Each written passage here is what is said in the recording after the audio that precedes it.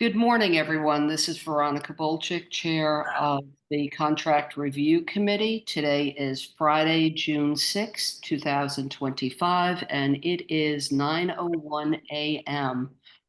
We are conducting this meeting in a hybrid fashion, so all votes will be taken by roll call. And we will have members of the public here because the main reason for our agenda today is to have interviews with the applicants for the opiate grants. So let me first establish quorum. So up on the screen, I see Sue Minthinen, Present. John Balash, Present. Linda Williams, Here. myself, Veronica Bolchik, and I do believe that Joanna Roach will be joining us in a couple of minutes, so we'll make note when she joins us, but we do have a quorum. Can I please have an acceptance? Oh, we also have members of our town administration. So I see Alexandra up there. Okay. Here. And I see Mr. Maley up there. Present. Okay. And for the public, I see Morgan Baker. Here. And Lauren Murray. Present. And Amy, I am going to pass on the last name because I think I will butcher it this morning. But we have Amy also from Artist Association. From Addiction Solutions, and Oh, it's Addictions. Skladinowski. Okay. Addictions. And how do you pronounce your last name? Skladinowski.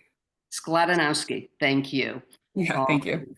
And I believe that's all we have at the moment. But as I said before, the purpose of this meeting is to have interviews. So we will have people joining us as the morning gets on, and they will be announced.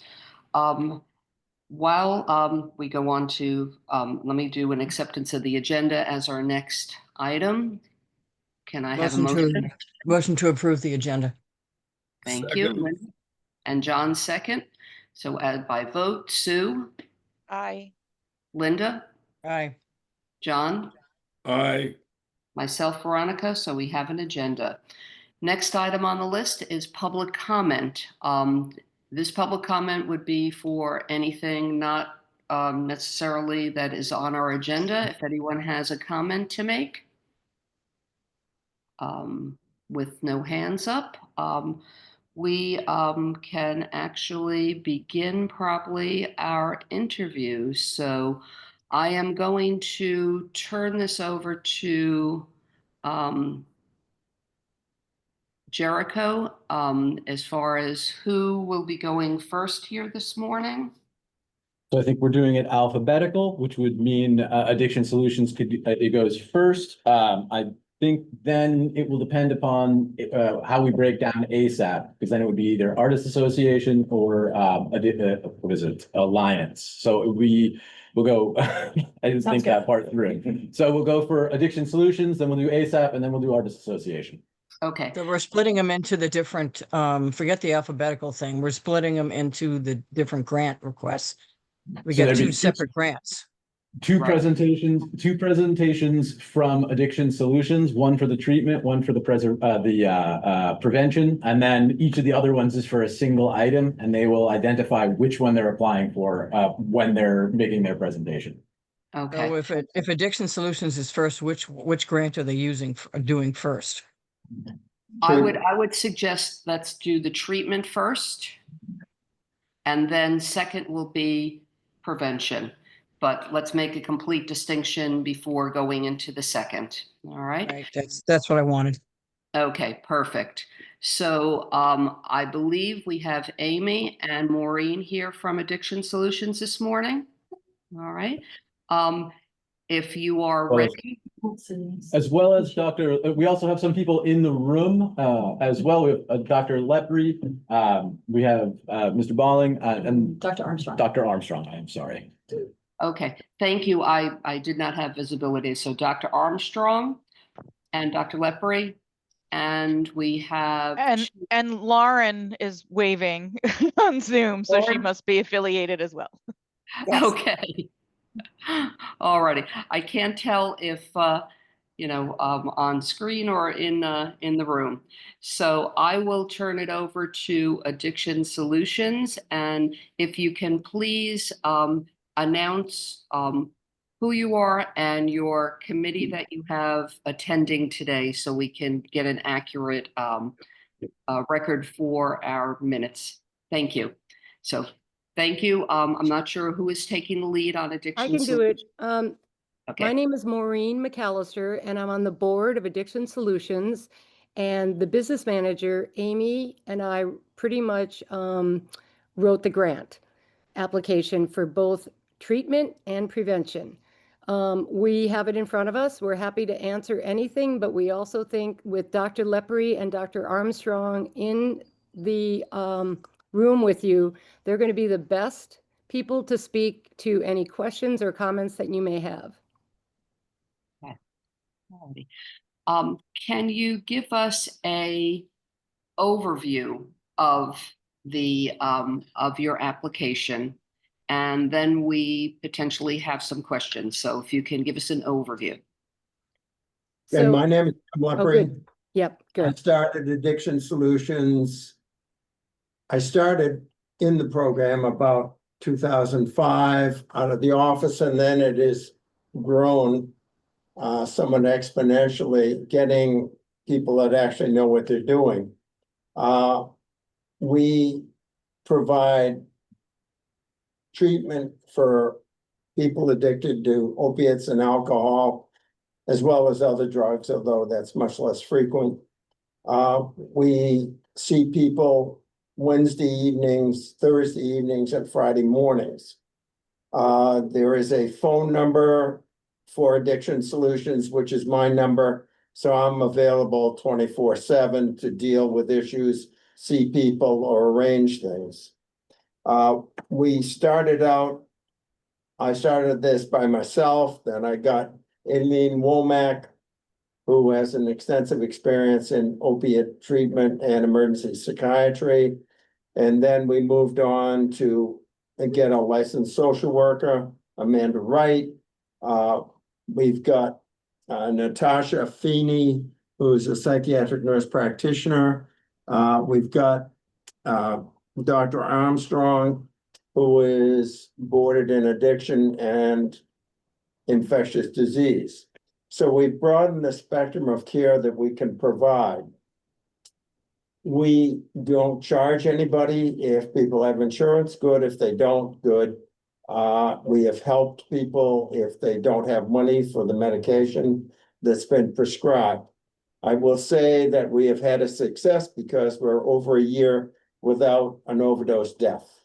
So I think that that is a criterion of how successful we are is important to mention. Katarina, do you want to say a few things? Sure. Hello, everybody. Thank you for having me. My name is Katrina Armstrong, and as I said, as Tim had mentioned, I'm a board certified infectious disease, internal medicine, and addiction medicine physician.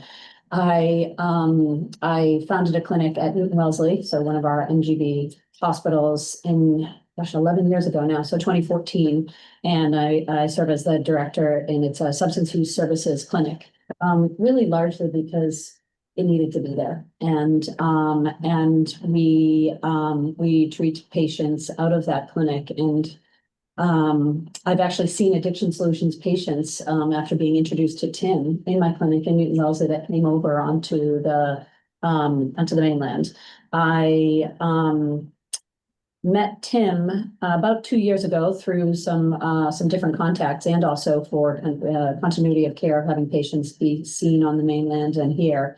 And I was really just struck by the just what has been created with Addiction Solutions, but also the ongoing need that I see on the island. And so not only sustainability, but an opportunity and need for growth. It's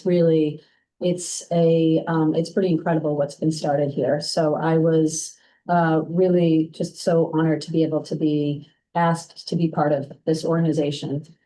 The work that is happening here and that has been started by Tim is really life-saving. And some of the programs that are ongoing, I think are really important. I've had a lot of experience in jails and prisons over the years. I was the chief of infectious disease and addictions at the Shattuck Hospital, our public health hospital in Massachusetts, for 11 years, and working in the carceral setting and knowing the importance of having programs that have to do with jail diversion, which is one of the areas that we're really interested and excited in working with our municipalities here on the island is really a way for people to get treatment as opposed to incarceration, which is really an important aspect of addiction medicine and one of the guiding lights of ASAM, which is the governing body which I'm boarded under. Some of the other areas that we've been really working on are collaborating closely with the ED. The physicians in the ED are incredible, and I think by us working together with the emergency department to help support patients is really the way to actually engage in care and to keep people out of the ED, out of the inpatient hospital, out of situations of fatal overdose by engaging them right at the very beginning when they maybe even hit it in ED and maybe even prevent them going to an ED. One of the, and I've met with Amy Lee about, having some ideas about how we can further support this. And she's really excited about, the work that we're doing in collaborating with Addiction Solutions and the hospital and Plunge Hospital. A large part of what I've done in my practice, which is really life-saving and in terms of addiction medicine, is we are now in the age of long-acting buprenorphine, right? So we are able to give patients life-saving injections that allow them to have these medications for up to 30 days and don't have to worry about losing their prescription, getting to a pharmacy, having the pharmacy not cover their medication, which we know, and it's data-driven, that the long-acting injectable medications are life-saving. And I think when we talk about our populations that really are largely struggling with housing insecurity, food insecurity, other areas of social stress, having the ability to do long-acting injectable medication, not only for alcohol use disorder, but also opioid use disorder, is really important. And one of the programs that we are already doing at Addiction Solutions is an injection clinic, which I will be the person that gives the injections. The Vivitrol injections can be given also by our nurses and nurse practitioners. But that's an exciting program that I think is really going to be life-saving. I think the final thing I wanted to mention that we've been really working on is the collaborating with the Warming Place.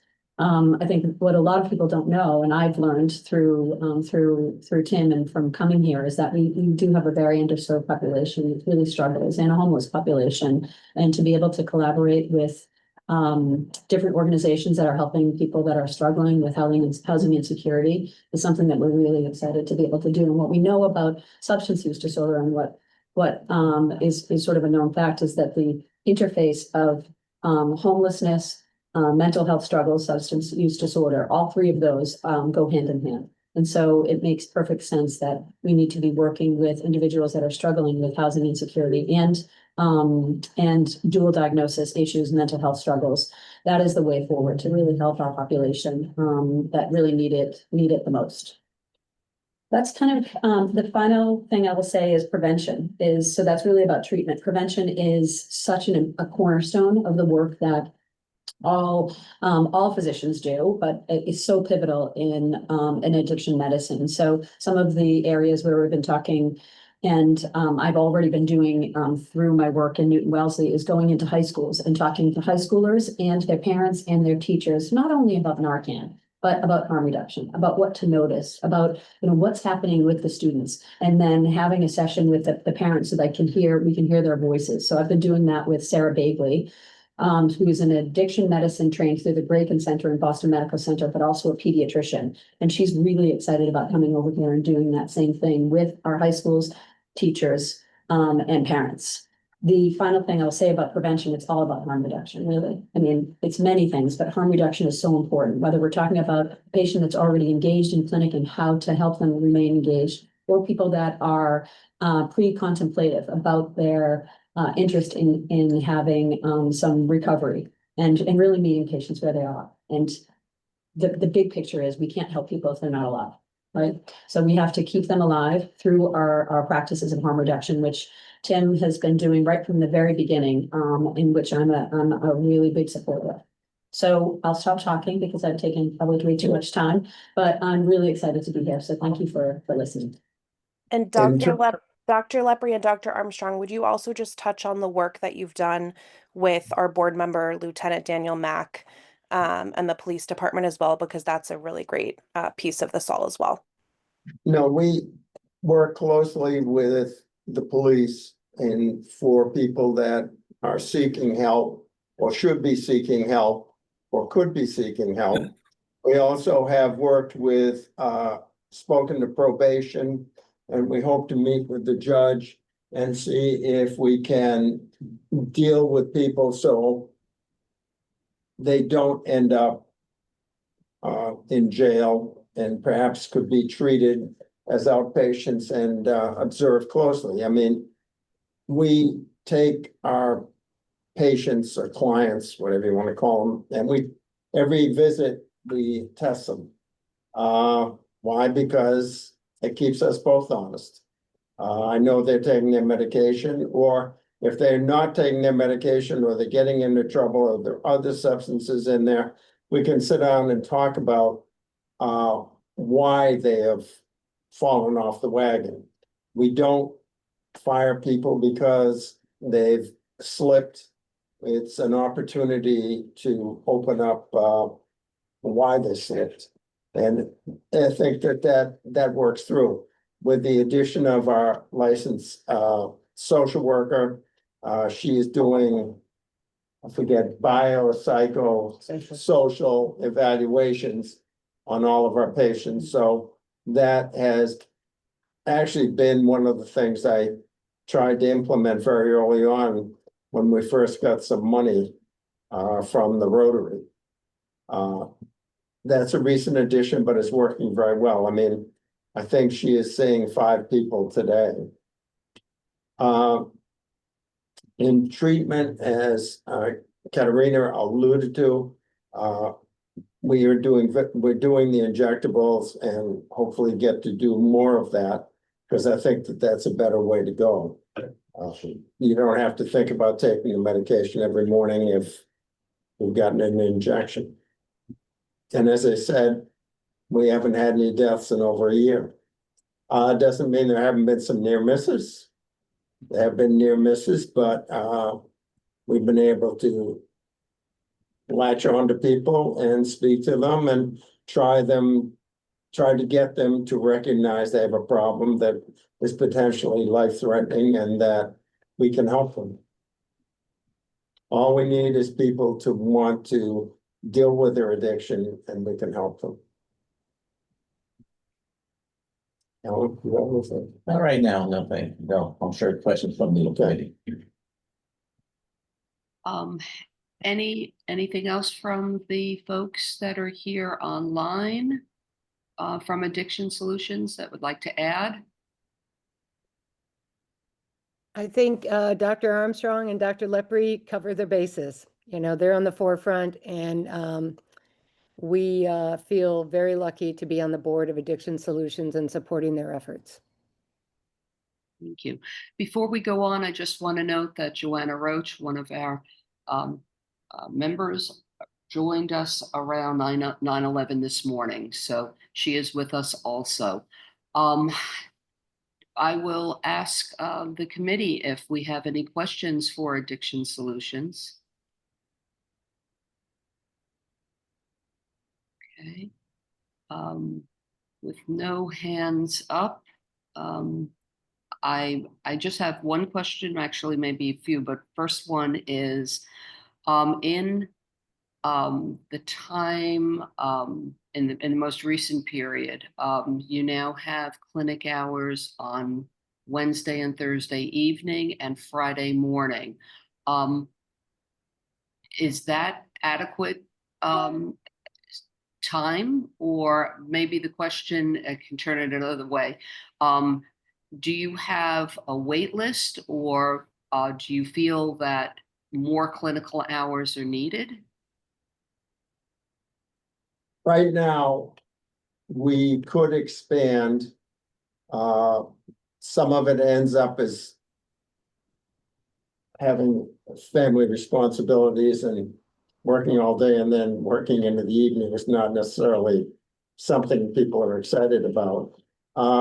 Do we have a wait list? No, because when we have somebody that is in need of help, we're gonna see them. We're not gonna put them off, and that's why my cell phone number is the number that you get when you call Addiction Solutions. So you don't get a secretary, you don't get an answering machine, you get me. And I can go down to the emergency room, or I can set up a date for the next day, whatever it needs to be. So we don't have a wait list per se. If people have a need, we get them in. You know, I say the hours go from 4 o'clock till we're done on Wednesday and Thursday. And on Friday mornings, sometimes it goes from 7:30 to afternoon. It's, if people need help, we're there to help them. And there isn't an end point on any of those times or dates. Alrighty. Any other questions from the committee? All right. I want to welcome Dr. Armstrong.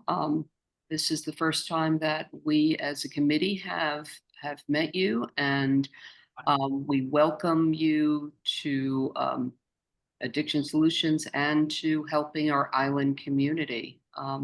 And also, you know, over the years, your board and just your management has grown, and we welcome all because, you know, it is, you know, the kind doctor, you know, is synonymous with Addiction Solutions, but he can't do it by himself. So thank you all for joining community.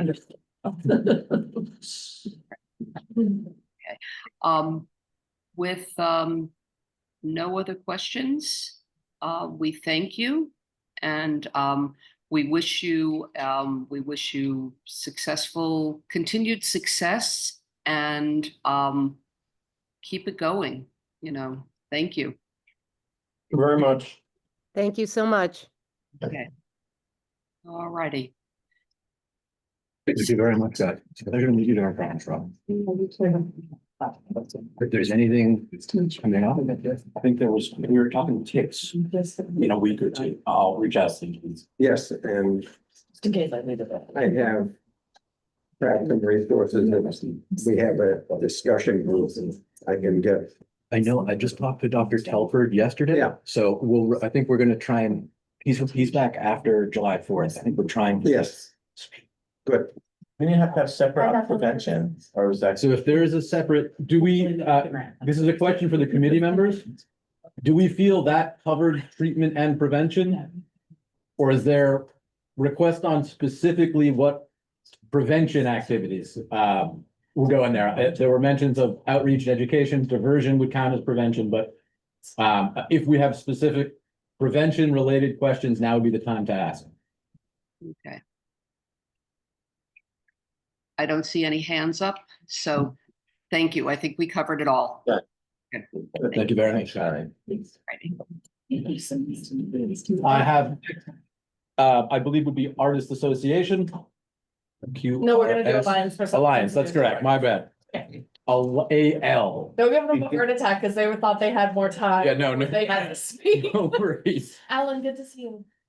Okay, so we go to ASAP next. Mhm. All right, and I see Elise Norton in the room. Is anyone else with you, Elise, today? Thank you, Veronica. Yes, I have with me today Susie Tapley from MAST. I will speak for a moment about Alliance for Substance Abuse Prevention, and then I'm really gonna just turn it over to Susie and let her talk about the program that we have applied for the grant funding for.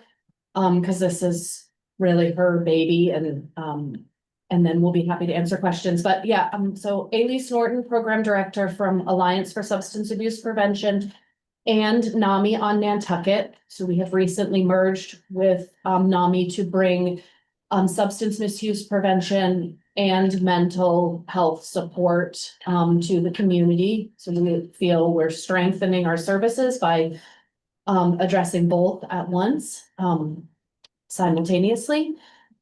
And I'm really excited to be partnering with Susie again. So Susie and I have done some work before previously with the high school students. We have offered these healing arts programming to the high school students, and we've seen great success with that. So we're very excited to be bringing this program to the adult community, and specifically the adult community in recovery from opioid use. But with that, I will turn it over to Susie and let her talk more about specifically about the program we're applying for. Yeah, awesome. Thank you. Thank you for inviting me, at least. I'm the founder of Masked Nantucket, and we are a well-being space. And really with the intention of providing sustainable, useful tools to help people in their mental health. And this particular program is really centered around breath work and sound. We have run programs in the past where we have brought movement in, and movement, as we all know, is really beautiful inside of our mental health experience. However, there's something chemically that happens in the brain inside of breath work and inside of sound. And so we've structured this to be a 12-week program, and it's structured that way because we're really trying to create a new neural pathway. And I would say that this really falls under prevention. So, and it allows something other than, being inside of a 12-step program or any type of program like that. You're really you're focused on this part, right? You're inside your brain. And so what we're trying to do is we're trying to help people get into their bodies and give them tools that they can take home with them. So what happens inside of breath work, and it's coming from a trauma-informed breath work place. So you're breathing, and it's the relationship between the oxygen and the carbon dioxide, and you're breathing in a way that is then the most simplistic way I think to describe it is flipping a switch inside your brain that releases a pharmacy of chemicals.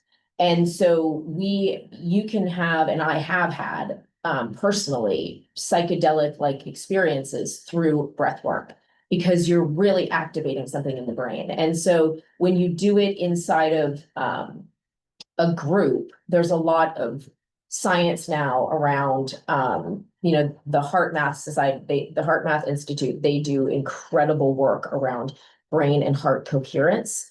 And when we get into a rhythm of breathing and how we sync our brain and our heart together, the just incredible magic that happens in what we're releasing inside of our brain in terms of dopamine and healing chemicals. And so what happens when we do it in a group setting is we are, for lack of a better term, we're drafting off each other. And so, I have an electromagnetic field, Elise has an electromagnetic field, everyone around us. And so when I am reaching that theta brainwave state and I'm having a moment next to her, she's benefiting from that moment. And what it helps is it helps get everybody in the room in sync. And when done, and listen, you can overlay, I'm a very spiritual person, you can overlay a whole ton of spirituality to it, but it's just plain science. And when it's done in a very thoughtful, intentional way where the space is being held in a therapeutic, trauma-informed way, you just watch one after another people drop into the same state. And what's happening then is they are having a somatic, which is just a physical experience that they have created themselves. And there's no downside. There's nothing at risk. There's also science around how that elevated state stays with them for a certain amount of time after the experience. And so what happens inside of recovery spaces, and breathwork is really being used inside of recovery spaces all around the country in different, and also inside of rehab centers, and it's really and it has been used for decades it's just, there's a part of the well-being world that has kind of made it a little bit of a fad in various ways, but it has been used in medicine for decades. It's used by Navy SEALs. The list goes on and on. And so what happens inside of the recovery space that I have witnessed personally, is that people come out of it feeling so empowered by what they've been able to just give themselves. And it opens a pathway to have a different type of relationship with themselves. And when we ran and I'm in contact with people around the country who are using breath work for athletes, for various things. So I hear this a lot, right, in different centers and different places. But when we ran our programming, when we partnered with Elise and we partnered with the town and we ran the teen programming, we had a teen who was in a very delicate situation at home and was looking to emancipate from his parents. And he came all, I think we ran that for 8 weeks. He came all 8 weeks. He came to every offering. And at about week 6, he shared that he had been smoking weed every day, all day. He had been smoking multiple times before he even got to school. He had no plans for college. He didn't see the point. He was just trying to get by at the high school. He just wanted to be done. That was it. And then he had this, teenage fantasy that we all have a version of at 18, that you're going to go off and live a life without your parents and the whole thing. But his was layered with trauma. And he came and he said that he had not smoked pot in 2 weeks because the high that he got inside of breathwork was better than the high he got doing that. And he got a job at a local store on Nantucket after graduation. And I kept saying to him, what are you gonna do? Like, what do you want to do? And he was really focused on looking for housing that was outside of his parents' house. And I ran into him one day and he said to me very sweetly, and I was with my kids, and he said, do you remember me? And I said, of course I remember you. And I knew his name, and I said, how are you doing? And he said, well, I've wanted to look you up, but I didn't know how to really get in touch with you. Like, he didn't want to email my work account. Like, he wanted my phone number. And he said, I wanted to let you know that I'm going to community college next year. And I was like, what? And I was so excited for him. And I said, tell me what happened. And he said, I haven't been smoking, and I've been doing breath work. And in that particular program, we gave all the kids meditation pillows, meditation cushions. And it was very important to me that the props that we have at Mass are beautiful and they're not cheap. And I was like, I want it to be exactly what they're sitting on, because you can't bring these kids in here for 8 weeks and sit them inside this beautiful space that is designed with every bit of sensory regulation in mind, and then give them a cheap meditation pillow and say, well, you can take this home with you, right? So we handed them meditation pillows, just the velvet ones like we had been, that they had been practicing on. And when we did it, I said to Elise, like, some of these kids will never use it, but it'll sit inside their room as a symbol, and they will see it, and it will activate the feeling that they had when they were there. And that's all it needs to do. They don't ever have to sit on it again. And he said to me, I look at that, I use it, I sit on my pillow, and it brings me right back into that class. And that's what having a somatic experience does. So that's the breathwork piece. Then it's sound. So sound is it's phenomenal. And I think that the reason why is because it's incredibly passive. There's nothing for anyone to do. So breath work can feel intimidating because we're teaching you how to do something. You're breathing, you have bodily sensations that feel icky, and you kind of have to like rise up the mountain, go through, and then you're on the other side of it. Sound, you lay down, you get inside of these beautiful props, you put a blanket on you, and a practitioner plays bowls. And what happens is we are moving people through a brainwave state. And so you come in, and we're all in like right now on this call, we're all in our gamma brainwave. And that's the front of our brain. And it's what we move through almost our whole day in. Most people never get out of it. They're constantly thinking, they're constantly in that state. And what we want to do in sound is we want to bring you into a theta state. But the piece is that you want to do that in a very thoughtful way. So you bring these kids in, or you bring adults in recovery. And where it has been my personal experience through the beautiful humans that I know who have been steeped in recovery, who have been very close to me, both family and friends, that our friends in recovery can get really heady, really in their head about things. And so they come in and you want to take them down and you want to understand the harmonics of sound, the power of the bowls, because the bowls are instruments. And again, in this well-being space, there's a lot of, and I can get as woo-woo as anybody. There's a lot of woo-woo around that, but the fact of the matter is that there's just science around sound and what it does to your body. And our cells are 60 to 70% water, and the frequency of the sound activates the cell structure. And what I'll say to and I even say it to my kids, it's like having a snow globe and it's shaking up and the sound just puts it all back together.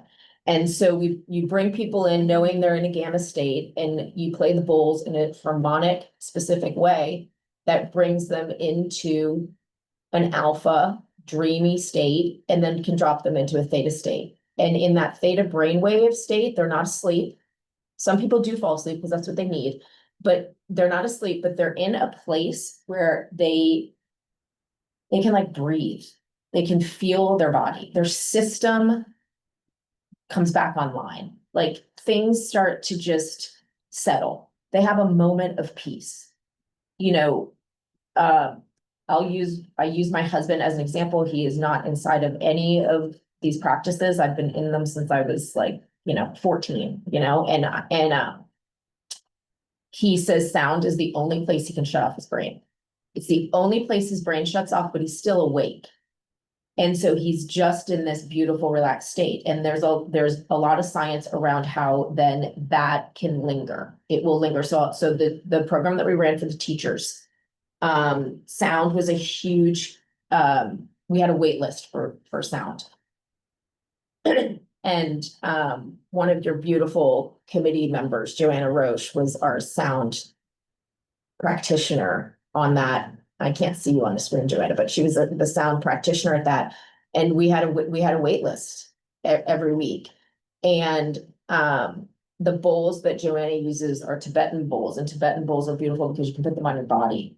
And so they just ripple through your body, and they have this beautiful effect on regulating the nervous system.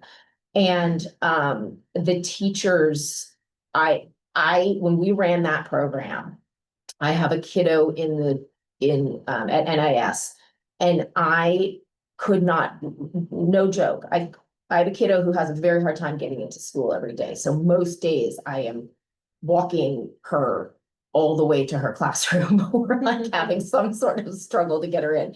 And I couldn't get through the front door or even get to a classroom without 3-4 teachers stopping me and saying, I took sound. And here's what I noticed. And I had one teacher in particular who I did not know. I knew in facial recognition, but she stopped me and she said, Susie, I have to tell you that this changed my life. And I said, that's a big statement. Do you mind sharing what it was about it? And she said, I have so much anxiety. I always feel anxious. And I have now carved out every Tuesday to be there. And I'm going to try breath work, but I really like the sound. And she said, and I feel less anxious and I sleep that night. And then the next day at school, I feel better. And I'm like, yes, that's what it's about. And so, and the key piece that she said is that I'm going to try the breath work, but I started with sound. And the sound we're asking nothing of you. And it's a gateway. And so for this particular program, we've structured it to be sound and breath, sound and breath. And I'm very particular about who, as a practitioner, participates in these programs, because it is really important whether you're coming in through, whether you're just coming in to go to a sound class and you're just thinking that sounds fun, or you are coming in through an addiction program, you need practitioners who know how to hold space inside of this and who can really allow people to have their experience. So we've curated an incredible group for this offering. We're just running it towards time limits. Great, that's the gist of it. Veronica, you're mute.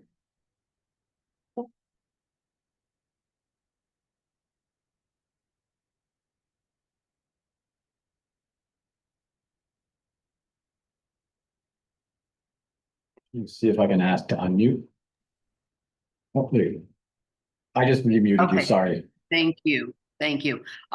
Thank you very much, Susie. That was extremely in-depth and also educational. So I think we all learned more of sound and breath work and the science behind it. So we do appreciate that. Do we have questions from the committee for Susie and Elise? I see Sue's hand up. So my question is, how will you be targeting people to be in this program? Is it just open and people are attracted to it and join, or are you targeting certain demographics? You already have people interested. Yeah, so we already have, that's a great question. We already have people interested. We host a Dharma recovery at MAST on Wednesday nights. We've opened up our space to them. The group doing Dharma recovery is incredibly interested. They've been asking about it when it would start. We also, we would collaborate with Dr. Lepre. And what I have asked is that I think part of the success of the teachers offering was that I went and spoke to people at the school. And it makes it much more approachable. And so I also, inside of the AA community, that's for all the reasons we know and privacy, that's an interesting group to be invited into, but I have been invited in to speak about this offering.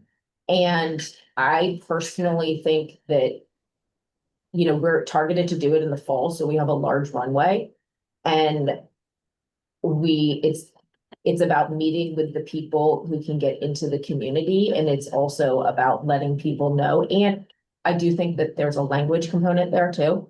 Like I need to be connected to, and that's another piece that we're putting together, like who's coming with me to speak to the Spanish speaking community or Portuguese speaking community, and to say like, this is for you too. This is not like, but in order to do that, I think it's just really important to be face to face. So we have interest already, but it's a very grassroots effort, right? To like sit in front of people and make and give them a moment of feeling safe that like this program was built for them. The other thing is that this program was built by collaborating with members of the addiction community. I didn't just dream it up on my own or come to it through like, you know, research or what somebody else is doing in California. I mean, I sat and spoke with people inside of the addiction community and key members of our community who I kept asking, where's the need? Where's the gap? And met with community foundation, community school members, various people. So we are being asked, is it happening? Is this coming together? Because in order to build it, we reached out to people to talk about timing and what it would look like and how long and all of that. Awesome, thank you. Good. Any other committee members? All right. I do have a question. How many clients and how many sessions would you be able to hold with this grant? You're asking me a math question. Let's see. So we're gonna do 12 weeks. So we have it every Tuesday. And we can run it with 18 people every session. I mean, we could do 22. We'd be stuffing people in, but people would be close, but 18 is a good number where you're not like, you're inside of breathwork or sound, your mat isn't like right up against somebody. So I would say 18 to 22 times 12. Ready. Thank you. Any other questions? Okay, with none, I thank you both for coming today. Again, extremely thorough and educational, so appreciate it very much. And with that, we will say have a wonderful weekend and we'll be in touch soon. Thank you. All right. Thank you. Thank you so much, committee. Thanks, everybody. Thank Thanks, you. Jericho. Yeah. Let's see. Jericho. Good one. All righty. So who do we go on to next? Artist Association at this point. Okay, and I see Francine. You have a presentation, correct? I have the PDF for it. I can share it now if you'd like me to. Yeah, that would be lovely. Thank you. So No. I am here off to the side, but I'm here with Liz Buccino and Lisbeth Fuller from our education department who will speak. And if you wouldn't mind sharing our presentation, that would be wonderful. And thank you for meeting with us today. Well, I'm just getting everything lined up correctly. Are you guys looking at a PDF at the moment? Yes. I'll make that full screen and then just go ahead and let me know when you need the next slide. Okay, wonderful. Thank you. My name is Elizabeth Buccino, and I am the Director of Education here at the Artists Association of Nantucket. And I'm joined by Lisbeth Carroll Fuller, who is our Education Programming Manager. We have put together this grant to address the level 2 of the town with the prevention aspect in mind. We have been running quite successfully for the past several years a wellness in the creative arts program that we have opened up all of our classes to for our community, primarily adults. And we actually have a long wait list for those. And we started getting some requests for shorter workshops because not everybody can commit 4 weeks or 8 weeks to a program.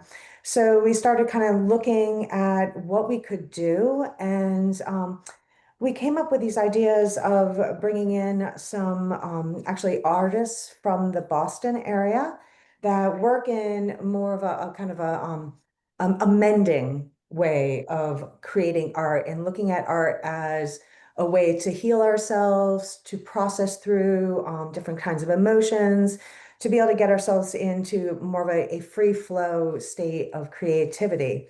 So we have engaged with 2 artists. One of them, he does the art of kintsugi. So that is, actually, if you want to go to the next slide. Thank you. There we go. We probably have something for this. Wait, the one before. That was it? Go back one more. Back One one more, more. I'm sorry. It's okay. Perfect. Yes. So we're looking at kintsugi, and that is where you invisible mending. Both of these are creative art processes where we take that which is broken or worn in disarray, and we make beautiful things from it. We repair it to highlight that which has been potentially, a struggle, a destructive process, something that's broken, and to repair it to make it beautiful again. And myself actually does kintsugi work, and I find it to be very meditative actually, because it is such a process oriented where you do get into this state of being totally, completely present and mindful of your actions, that it kind of allows all the outside disturbances to kind of to dissipate, because you find yourself in this moment and in the process.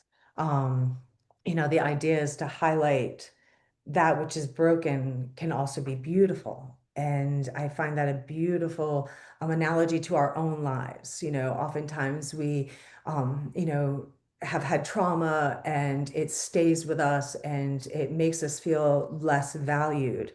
And if we can look at ways to transform that which is broken into something beautiful, it allows us to find value in ourselves as well. So it's a beautiful kind of, metaphor there. Yeah, Elizabeth, she's been working on this quite a bit too as well. Well, I would say that art making engenders by virtue of making something a sense of purpose, however simple. I'm probably in the wrong place. I'm looking. What was that? You can go ahead. Oh, it asks for creative problem solving, which a lot of times when you're in a hole, it's hard to start problem solving, and it's good to practice with simple materials. Art making in the company of others engenders a social connection and a sense of community, whereas, individual practices are certainly helpful. I think, especially with somebody with addiction issues, community and connection are essential for all of us, especially in that situation. And both activities, the kintsugi and the visible mending, are simple activities with great significance, and it's something that somebody can continue on in their own lives, especially the mending. You just pick up a needle and thread, and it creates a meditative practice. That's what I'd add to that. Yeah. You can kind of move through on the slide, please, Jericho. Of course. Thank you. So this is just kind of a brief breakdown of our expenses. And we plan on offering these workshops. They will be one-day workshops, looking at in the fall and the winter. The fall coming out of the crazy summer that we've all had, and people have stresses that come from that. And the fall just kind of being a nice time when people can kind of breathe again and have the opportunity to kind of make space for themselves. And then also in the winter, when we know that it can be very isolating out here and lonely, and this is an opportunity for people to come together and to be as one. That has been a lot of our feedback from people, is that this has been the programming that we've been doing for several years, having a place where they can go and to meet other people, whether they're, seniors or teens or teachers or, nurses at the hospital. This is a chance for them to kind of like, okay, it's the dark of winter. It's very gray out. The island has shut down. Where do I go? You don't want to go to the bar. You don't want to, have these other, potentially, bad habits, and here is we're kind of like looking at creating new healthy habits by joining us in our space here. And everybody's you're so welcoming, so happy to be able to have these opportunities to be able to come here and take these programs. And we have the classes designed we have two components, one for adults and one for teens. So they're equally split between the two in both kintsugi and the visible mending. Yeah. So we're hoping to be able to get about 64 students between these 8 workshops that we'll be offering.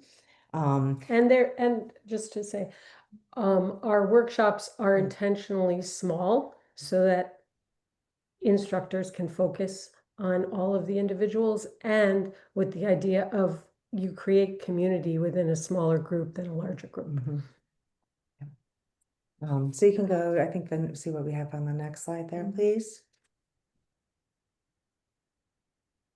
So, this is just a little snippet that we have that we've been looking at, that it's becoming very much, a very mainstream belief that that art helps us, and that belonging and with a community and creating these connections help us live a healthier life. It creates a better mental outlook.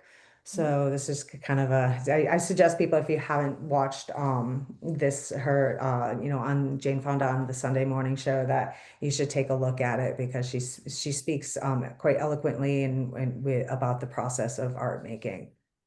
And about the power it has for creating connection and a sense of purpose and community. Yeah.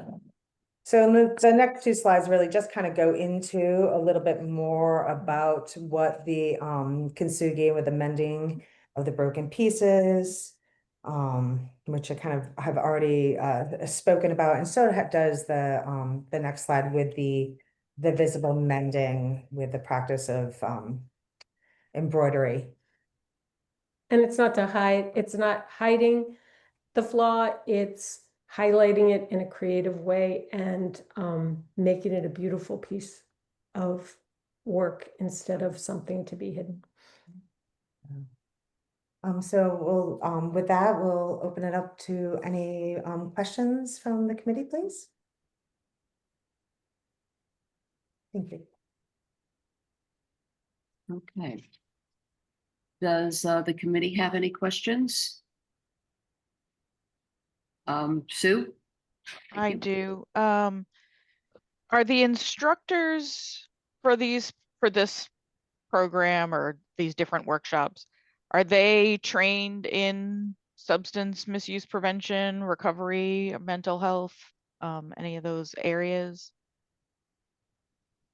They are, we chose them because there are specific skills to be taught. I think I'm not sure, I don't think the Kintsugi person, because that was a harder person to find, the Kintsugi person, because there's not so many practitioners of it in our area. The visible mending person has done work with with teens and with adults and lots of groups, but as far as specific like therapeutic training, no. Perfect, thank you. Mm-hmm. And are the workshops there, are they open to just the general public, or are you targeting? We will be targeting. So we work, send out basically kind of an email to all of our mental health facilities, to the hospital. We send them out to all the town employees, our different faith organizations. We just kind of work with everybody so that we can really target who it's going to, and to the schools, also to the social workers. And I love guidance. people from those organizations reaching out to say this person could benefit from this or that person could benefit from that. Yeah, so it's a combination. We do get referrals as well as direct contact from individuals. So they would be a priority. Yeah, priority. Great, appreciate that, thank you. Of course, you're welcome. Thank you. Following on with that question, you're talking about 64 people and split between teens and adults. Do you think that there is, you'll have that filled? Historically, our wellness program that we've done with the wellness and the creative arts, those seats have all been, we have wait lists. So that's why this kind of felt like a very natural next stage, because people also are looking for a shorter kind of like one-day experience that they can commit to. So this was our way of responding to those requests to be able to fill that need. And, so. Yeah. All right. If someone doesn't get the scholarship for this, what is the typical cost for these one-day workshops? What is it that we have that breakdown? They vary.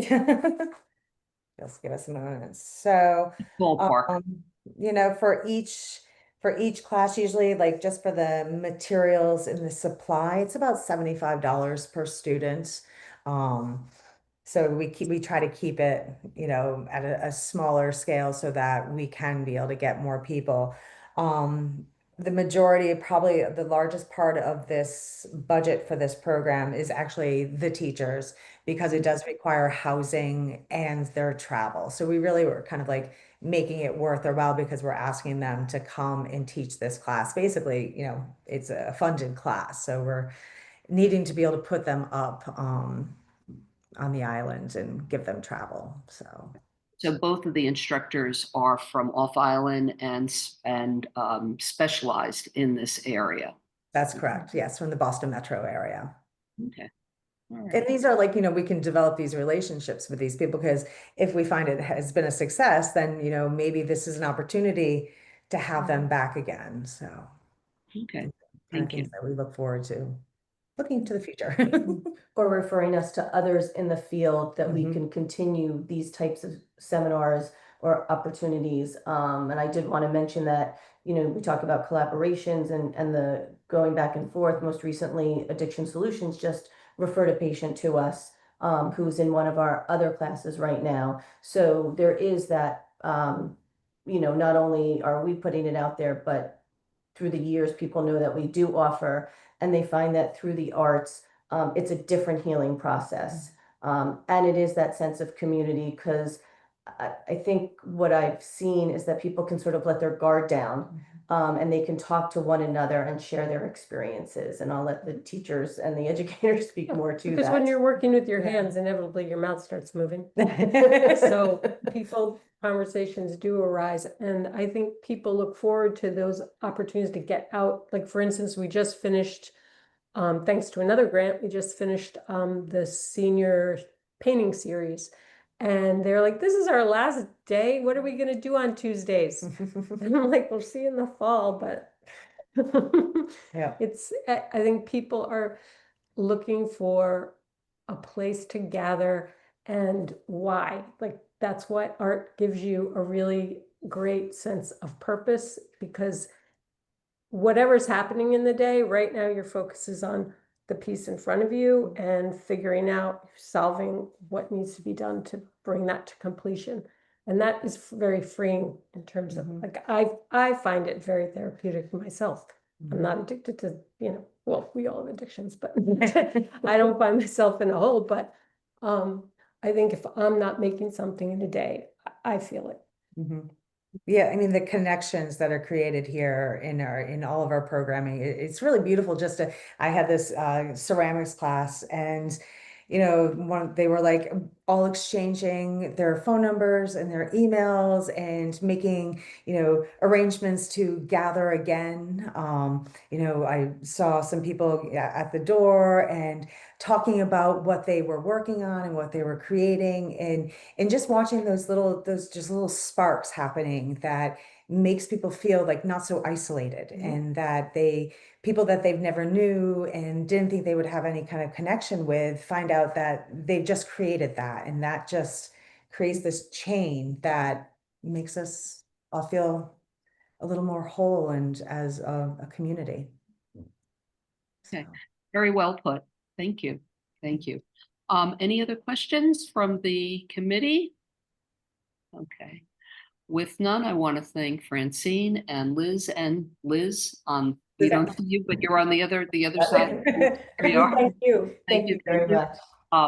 Very enlightening. So thank you very much for coming today, and we'll be in touch. So have a fabulous day and keep creating. Thank you. Thank you. Have a good afternoon. Rest of your weekend you. too. Bye. All right. So Jericho, I believe, Morgan. Yeah, Morgan for Fairwinds. Thank you for your patience, Morgan. All right. No, I am in awe of our community, truly. It's been really amazing hearing what everyone is doing. And thank you so much for inviting us here to present today. I'm here to speak on Fairwind's request for funding to support our Peer Recovery Coach program for Q1 of fiscal year 2026. We're seeking funding to sustain and expand our PRC services during the first quarter of FY26, a time of high seasonal demand.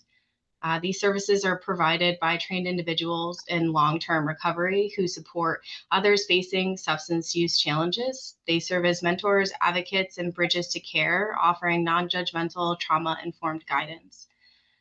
This funding will support 2 part-time PRCs along with their clinical supervisor. Both of these PRCs one is bilingual and the other is trilingual. The 2 PRCs, this is also to a diverse group of clients across the island, many of whom are either underinsured or not insured at all. Supporting this program ensures continuity of care and immediate availability, especially during crisis situations. We currently have 34 clients using PRC program since January 1st and have served over 500 hours of service through this program. That just kind of highlights the demand for half a year. This program is primarily in person, allowing for relationship building, safety planning, and direct intervention, but also includes remote check-ins through phone and email to help us maintain contact in sensitive ways, especially when someone may be isolating or at risk. In fact, one of the most common engagement strategies is to share an article or resource by email, often as a soft check-in when someone's been quiet. It's a way for us to connect without putting pressure on the individual. Fairwinds has operated this program on island since 2017. We're the only one that offers the specific PRC program. Our coaches are part of crisis response, often joining care teams and collaborating with community partners. When someone is in crisis, our PRCs are a familiar peer-based support system that helps them grounded and connected to recovery. While we're applying for funding for 1 quarter, Fairwinds will continue offering this program year-round through diverse funding sources. But this Q1 funding is essential. It keeps staffing consistent, avoids service gaps, and helps us meet the growing need during the summer surge when the island's population spikes, and so do substance use risks. We're in the midst of a national opioid epidemic. The Massachusetts Department of Public Health continues to report record numbers of opioid-related deaths. In rural communities like Nantucket, we have unique challenges: geographic isolation, limited access to detox and patient care, and stigma. And thankfully, we have not had a substance use overdose in the past year, but that does not mean that we are not at risk. Our PRC program helps fill these gaps. It's not just treatment, it's human connection. And for many of our clients, it's what makes sustained recovery possible. We're so grateful for the CRC for your continued support of Fairwinds' work. And on behalf of our team and the clients that we rely on these services, thank you for your consideration of this funding request. I will open it up to questions. You're on mute, Veronica. Okay, there we go. Questions from the committee? Right. You said that this would only be funding for Q1, and you said there is other funding for the other quarters, or how would that work? Yeah, absolutely. And so this is a program that the only insurance company that covers it is Mass Health. And out of our 34 clients, only 12 of which are on Mass Health. So we do rely on our non-restricted funding for this program. In times where there has been really, really high demand. So in last fiscal year, we had close to 60 clients, which was extremely high for this program. We did have to adjust the working hours of that. So right now, everything is 24/7. Our PRCs are on demand. When they get a phone call, they can jump on. If funding does reduce, then we would enforce working hours again. Right now, we're not in that position. But payroll per quarter for full-time, 2 full-time is around 34,000 alone. And so this funding would be for 2 part-times towards that, but we will be relying on, our annual fundraisers, specifically Fairwinds and Bloom for this program, as well as non-restricted individual donations. Okay. Thank you. Thank you. Any other questions? Okay, with none. Thank you, Morgan. I know that you're a familiar face for us on our meetings, so thank you for participating just in our meetings, but also for explaining and this is for treatment, not for prevention. It is part of the treatment request. So thank you very much. And with no other questions, we can then go on with the rest of our meeting today. So thank you. Thank you. All righty. Okay, so that concludes our interviews for this morning. And so any comments from the group at this point?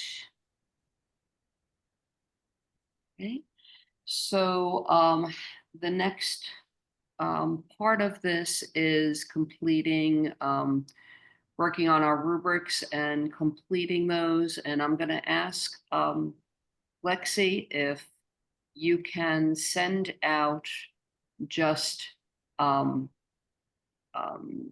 link, a blank, of course, the document.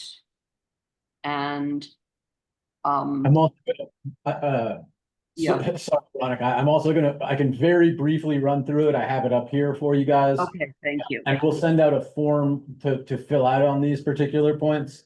These are the grades: highly advantageous, advantageous, not advantageous, and unacceptable. Highly advantageous is like 100% on a score, or like a Michelin 4-star.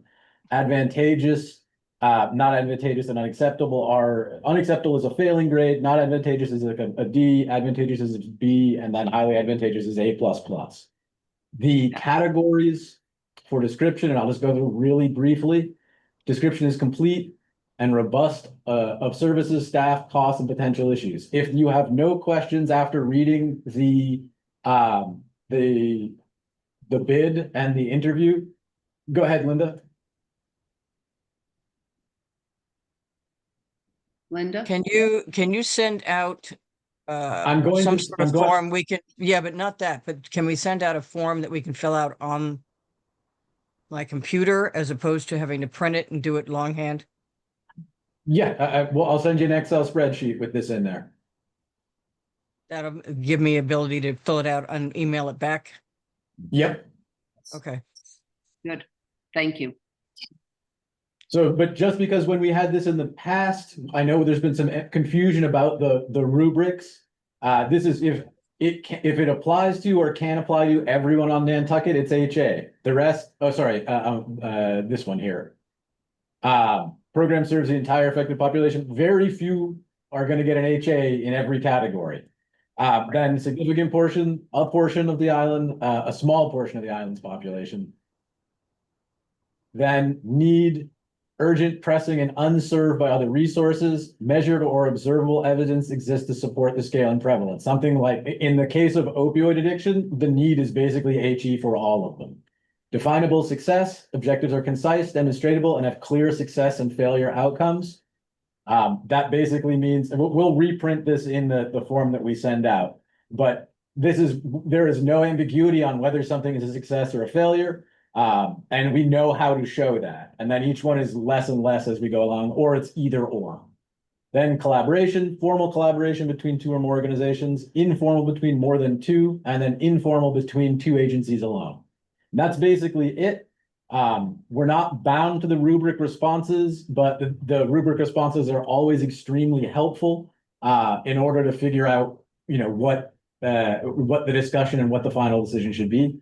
We'll send an Excel spreadsheet with each individual submitter under each grant with this information on there. You can fill it out, get it back to us ahead of the next meeting.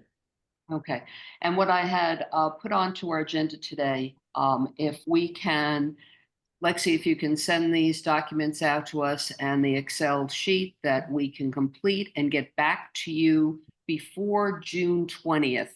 And that will give you time to collate all the responses. So when we meet on June 27th, we'll have that completed document that we can see the averages, and we'll have that to use as part of our deliberation. So to get this done ahead of time, and John, I see your hand up. Yeah, Jericho, I haven't got a clue about Excel. Not a problem. If you want to, you can call in and just give us your numbers, and then we can put them in for you.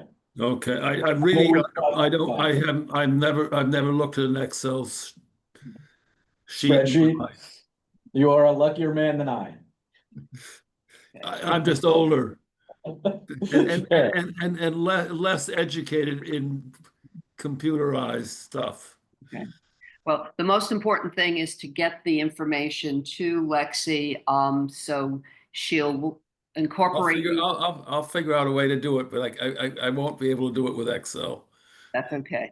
That's okay. We could do the sheet that we did for the last one, because remember John turned in the sheet. And then we'll definitely make sure you can get your numbers in. Yeah. Because it's important to have this done ahead of time, so when we meet, we look at the completed document with everyone's responses. So, John, we'll work with you. Not a problem. I'll work with you too. Okay, great.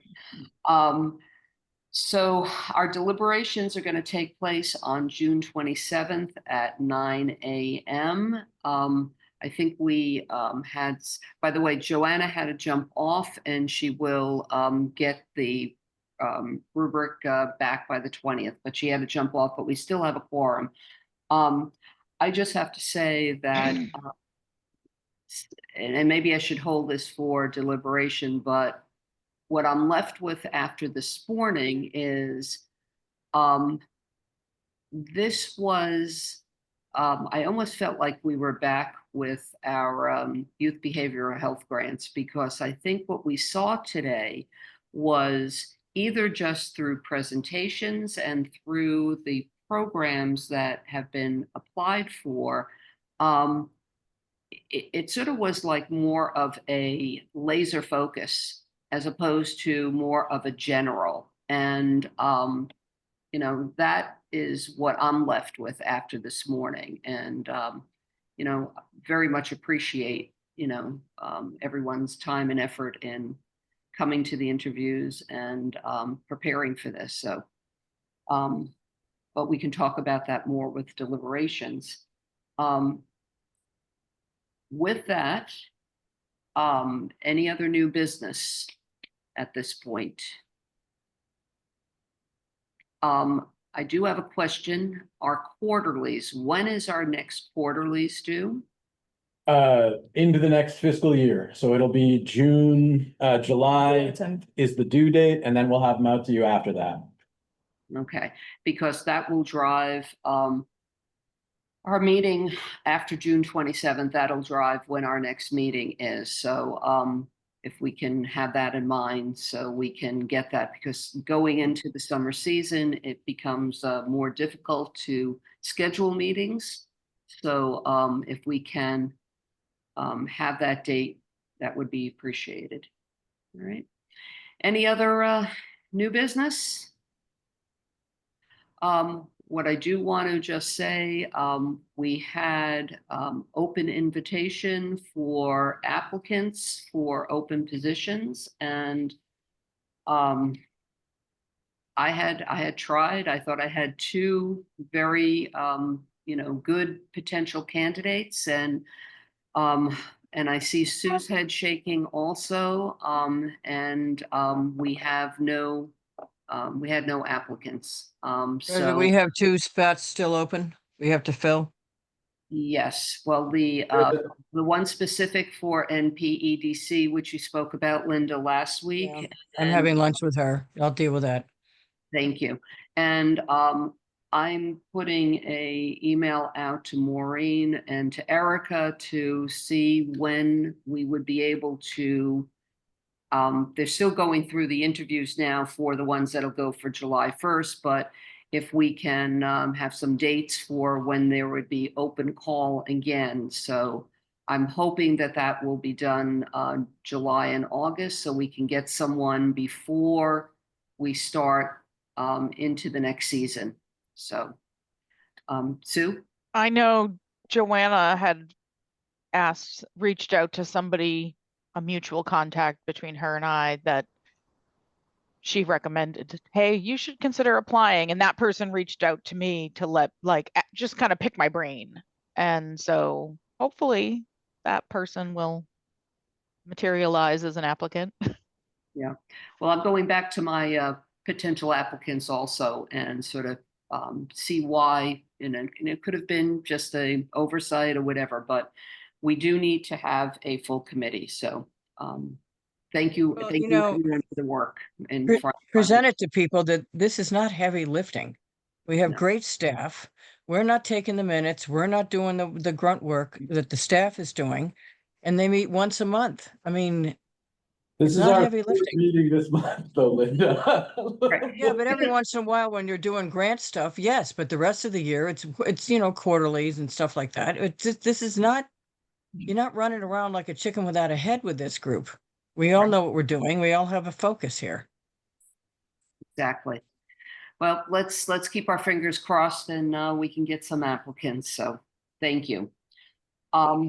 No other new business? I just have to add, and unfortunately, I'm at an age where I don't have contemporaries even to ask, let alone who would be ready to do this. I've racked my brains, but I really am not.